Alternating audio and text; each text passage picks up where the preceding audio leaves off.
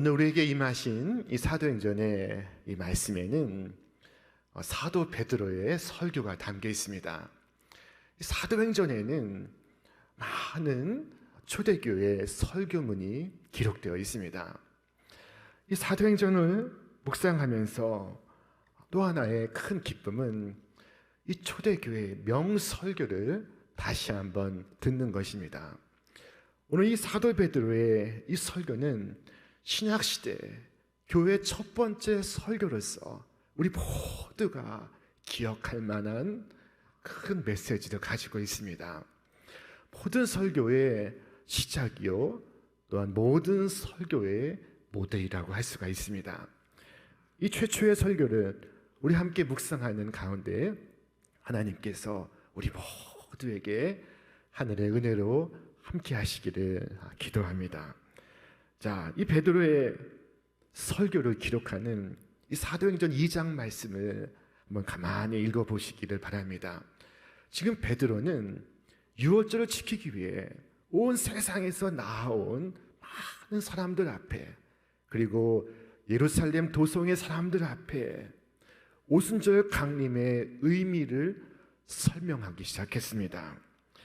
자, 이 베드로의 설교는 정치나 경제나 자녀 교육의 이야기가 담겨 있지 않습니다.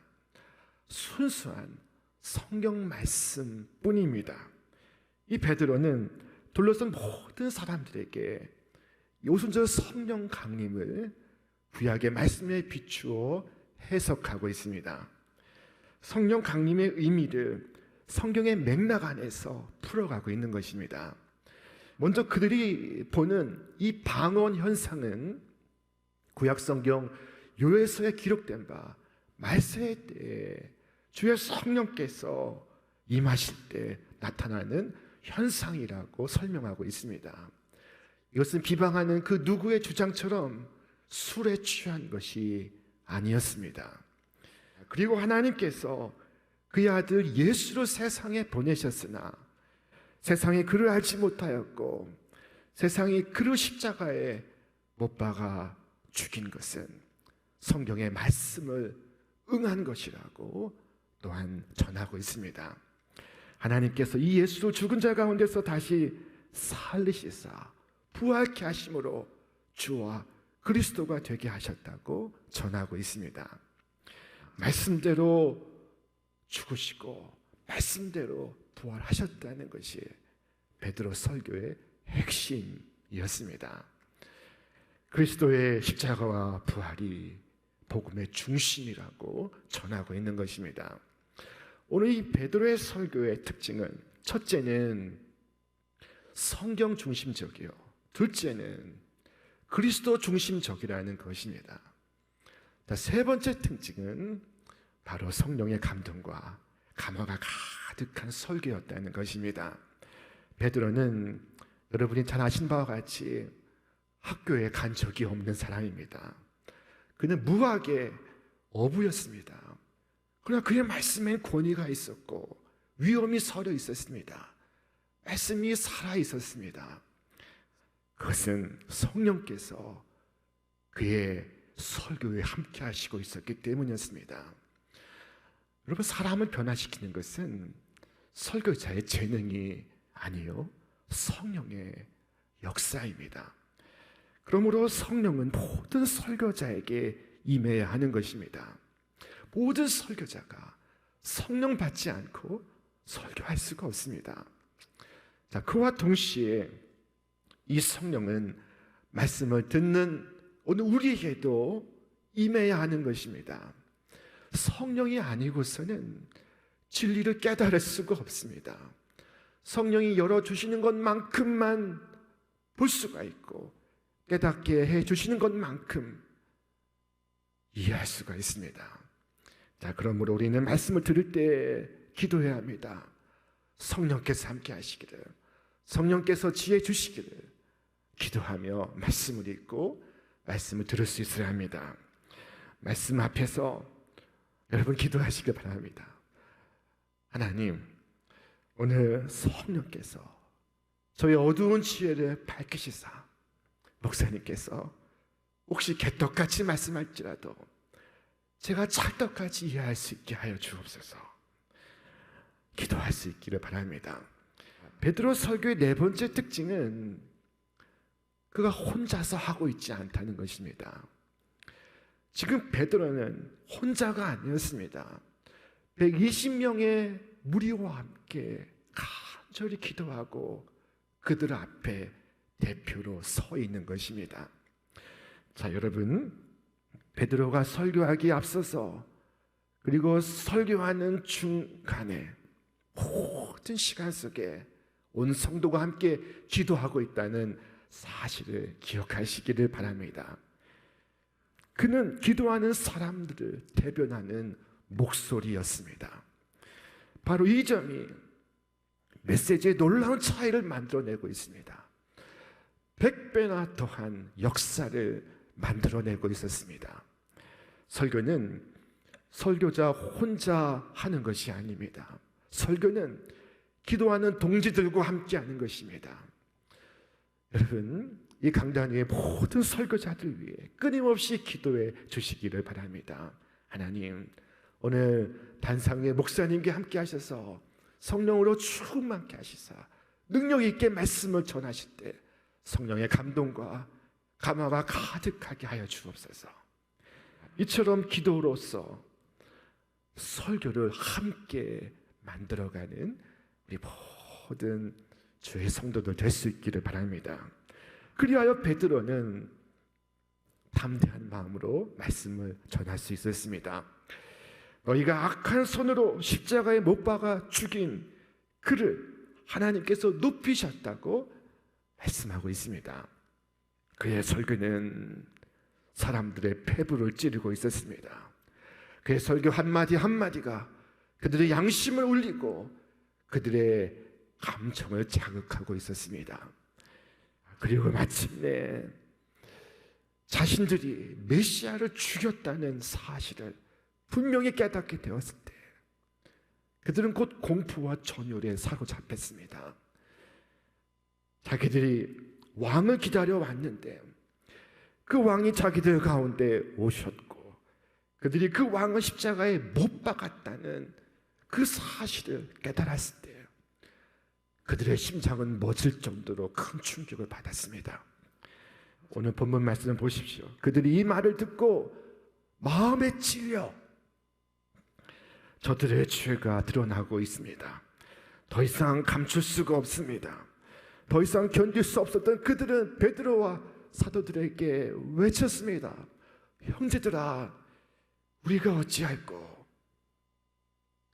우리가 어찌할꼬? 이 반응이 복된 반응이었던 것입니다. 여러분, 내가 예수님을 십자가에 못 박았다 라고 고백하는 그 심령 위에 그렇습니다. 내가 예수님을 나의 구주를 조롱했고 모른다 했고 십자가에 못 박았습니다. 고백하는 그 마음속에 여러분 구원이 깃드는 것입니다. 그가 은혜 가운데 있는 사람입니다. 그가 예수를 믿는 사람입니다. 그러나 내가 언제 예수님을 십자가에 못 박았어? 라고 말한다면 그 사람은 구원받은 사람이 아닙니다. 그에게 은혜가 있지 않습니다. 하나님의 은총에서 제외된 사람입니다. 우리가 보통 때는 다 의인인 것 같고 잘난 것 같지만 이 말씀의 조명 아래서 자신의 숨은 죄가 드러나는 것을 우리는 깨닫습니다. 여러분, 나 자신을 이 시간 생각해 볼 수 있기를 바랍니다. 우리도 그 옛날 그들처럼 주님의 교훈보다 세상의 교훈을 따라가지 않았습니까? 주님을 주라 부르는 것을 부끄러워하지 않았습니까? 주님의 기적을 마음으로 불신하지 않았습니까? 그의 교훈을 단지 도덕과 윤리로 생각하지 않았습니까? 그리스도의 속죄를 유행에 반하는 뒤떨어진 교리라고 생각하지 않았습니까? 여러분, 이와 같은 동일한 죄를 범하지 않으시기를 바랍니다. 하나님은 이 예수를 주와 그리스도가 되게 하셨습니다. 죄인들이 조롱하고 십자가에 못 박은 그 예수를 하나님께서 지극히 높이시고 당신의 우편에 좌정하게 하셨습니다. 여러분이 예수님을 어떻게 생각하든지 간에 하나님은 예수님을 가장 존귀하게 생각하십니다. 만왕의 왕이요 만주의 주로 여기십니다. 그런데도 우리는 마치 그가 하찮은 분인 것처럼 그의 약속을 경시하고 마음대로 해도 되는 것처럼 그를 대합니다. 내가 하찮게 생각한 예수, 내가 무시했던 예수는 천사들의 복종을 받으시고 하늘과 땅의 순종을 받으시는 분이십니다. 그의 나라는 영원하고 그의 통치는 대대에 이르고 있습니다. 그의 발 앞에 엎드리는 것 외에 우리가 무슨 다른 생각을 할 수 있습니까? 사랑과 공경의 마음으로 그를 예배하는 것 외에 우리에게 다른 무슨 선택이 있습니까? 자, 그러나 여전히 많은 사람들이 무시하는 분이 바로 이 예수입니다. 하지만 이보다 더한 일을 하는 사람도 있습니다. 그들은 예수님을 죽이고자 합니다. 예수님의 교회를 핍박합니다. 그들은 한때 기독교의 우호적이었습니다. 그러나 의심과 변심으로 인해 더 이상 기독교인이 아닙니다. 그들은 한때 예배에도 참석했습니다. 그러나 이제 그리스도의 원수들, 곧 진리를 조롱하고 반대하는 사람들 편에 서 있습니다. 여러분, 이것이 옳은 행동일까요?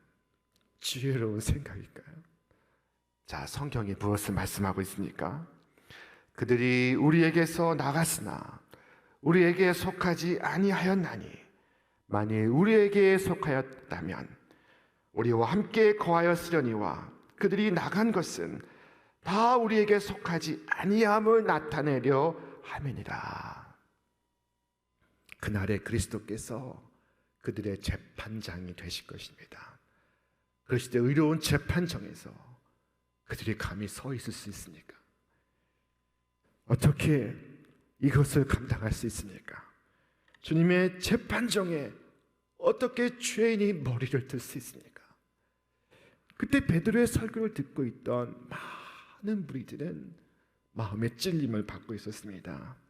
무서운 고통을 받고 있었습니다. 진리가 칼처럼 그들을 찌르고 있었습니다. 좌우에 날선 검처럼 관절과 골수를 쪼개고 영과 혼을 찌르고 있었습니다. 자, 그들의 마음의 생각과 뜻을 판단하고 있었습니다. 말씀 앞에서 그들의 죄악된 모습이 벌거벗은 것처럼 드러나고 있었습니다. 더 이상 숨길 수도 감출 수도 없습니다. 그들은 주님을 피 흘리게 했고 그리고 그분을 십자가에 못 박게 한 자신의 죄를 보았습니다. 슬프게도 나는 내가 여태 한 일을 몰랐습니다. 이제 어떻게 해야 한다는 말입니까? 내가 나의 구주를 죽였습니다. 예수님은 나 때문에 죽으셨습니다. 예수님의 십자가는 내 탓입니다. 내가 예수님을 십자가에 못 박았습니다. 저들이 고백하고 있었습니다. 나와 무관하게 느껴졌던 것이 나 자신의 문제가 되고 있었습니다. 내가 예수님을 죽였다. 나 같은 죄인 때문에 예수님께서 십자가에 죽으실 수밖에 없었다. 여러분, 이 시간 주님을 예배하는 우리의 심령 가운데도 이와 같은 마음의 통해와 자복이 있기를 바랍니다. 저들의 죄를 통하여 오늘 우리의 죄를 들여다볼 수 있기를 바랍니다. 그들은 부르짖고 있었습니다. 우리가 어찌할꼬? 베드로의 답은 단호했습니다. 베드로가 이르되 너희가 회개하여 각각 예수 그리스도의 이름으로 세례를 받고 죄 사함을 받으라. 그리하면 성령의 선물을 받으리니. 이 한 구절 말씀 속에 그리스도인이 되는 단계가 총망라되어 있습니다. 첫째는 회개하는 것입니다. 여러분, 회개가 무엇일까요? 회개, 그 자리에서 눈물 흘리고 그곳에서 멈추어서 후회하는 것일까요? 그렇지 않습니다. 회개는 바른 방향으로 돌이키는 것입니다. 서쪽으로 지나치게 갔다면 동쪽으로 되돌아오는 것입니다. 하나님께로부터 멀리 떨어져 갔다면 다시 방향을 바꾸고 하나님께로, 아버지께로 돌아오는 것입니다. 둘째로, 각각 예수 그리스도 이름으로 세례를 받으라 말합니다. 이 세례는 공적으로 내가 그리스도께 속했음을 선포하는 것입니다. 스스로 자신의 신앙을 공적으로 공포하는 것입니다. 자, 모든 사람 앞에서 나는 예수를 나의 구주로 믿는 사람입니다 라고 고백하는 것입니다. 간혹 오랫동안 교회를 다니는 분들 가운데 세례를 받지 않는 분이 계십니다. 자, 여러분, 결혼식을 하고 오래도록 해로하며 사는 것이 좋습니까? 결혼식을 하지 않고 그저 오래 사는 것이 좋습니까? 당연히 결혼식을 하고 오래도록 해로하는 것이 좋지 않겠습니까? 자, 세례가 그와 같습니다. 이 세례식을 통하여 믿음이 더 훌륭하게 자랍니다. 사랑이 더욱 깊어집니다. 헌신이 더욱 커져갑니다. 오늘 베드로의 말씀의 결론은 이것입니다. 너희가 회개하여 각각 예수 그리스도 이름으로 세례를 받고 죄 사함을 받으라. 그리하면 성령의 선물을 받으리니 이 약속은 너희와 너희 자녀와 모든 먼데 사람 곧 주 우리 하나님이 얼마든지 부르시는 자들에게 하신 것이다. 자, 이 약속을 누구에게 주고 있습니까? 너희와 너희 자녀와 모든 먼데 사람, 곧 주께서 얼마든지 부르시는 사람들에게 주시는 것입니다.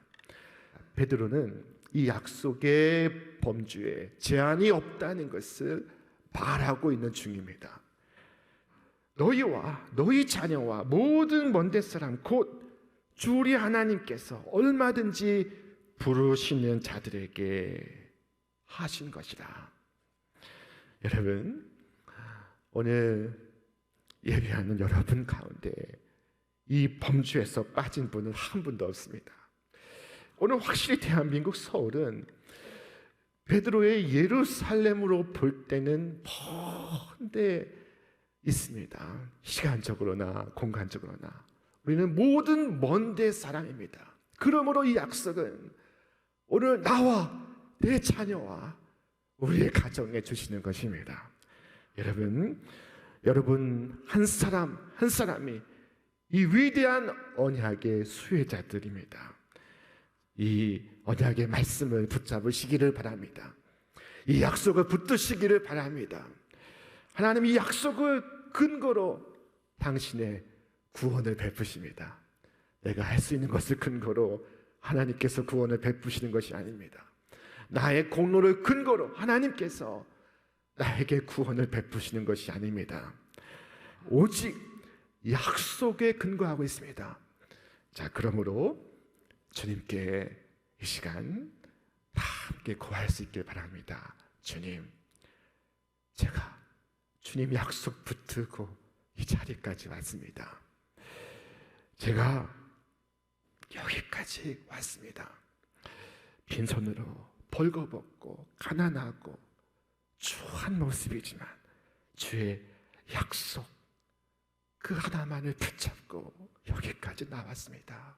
자비하신 주여, 오늘 주의 자비를 인하여 제게 당신의 약속을 이행하여 주시옵소서. 자, 베드로는 누구든지 주의 이름을 부르는 자는 구원을 받으리라 말씀하였습니다. 우리 주께서 친히 말씀하시기를 내게 오는 자는 내가 결코 내쫓지 아니하리라 하셨습니다. 이 약속은 너희와 너희 자녀와 모든 먼데 사람에게 하신 것입니다. 그것은 곧 누구든지 주의 이름을 부르는 자는 구원을 받으리라 하신 그것입니다. 그날 베드로가 선포하는 말씀을 듣고 회개한 사람의 수가 3,000명이었다고 성경이 기록하고 있습니다. 눈물로 회개하고 주님의 품에 돌아와 안긴 사람의 수가 3,000명이었다는 것입니다. 하나님은 우리 모두가 예배한다 할지라도 그 가운데서 회개하는 사람의 수를 세시고 계십니다. 하나님께서 주목하시고 헤아리시는 것은 오직 회개하는 사람들의 심령입니다. 하나님은 회개하는 사람, 마음을 찢고 통회하는 사람을 찾고 계십니다. 그들을 구원하기를 기뻐하십니다. 우리가 예배를 드릴 때마다 우리에게도 이 통회하고 자복하는 마음이 가득하기를 바랍니다. 우리 교회가 이처럼 회개하는 3,000명이 모이는 교회가 되기를 바랍니다. 막연히 출석하는 3,000명이 아니라 구주 앞에 나아가 마음을 찢는 3,000명이 모이는 교회가 되기를 바랍니다. 하나님 오늘도 회개하는 심령에게 구원의 은총을 베푸십니다. 다른 사람이 아닙니다. 내가 회개해야만 하는 것입니다. 이 시간 주님의 옷자락을 붙들고 나 자신의 연약함을 통회하고 자복하시기를 바랍니다. 나를 위해 십자가에 죽으시고 다시 사신 우리의 구주를 예배하고 우리 주님을 의지하는 우리 모든 복된 성도가 되시기를 주님의 이름으로 축원합니다. 축원합니다.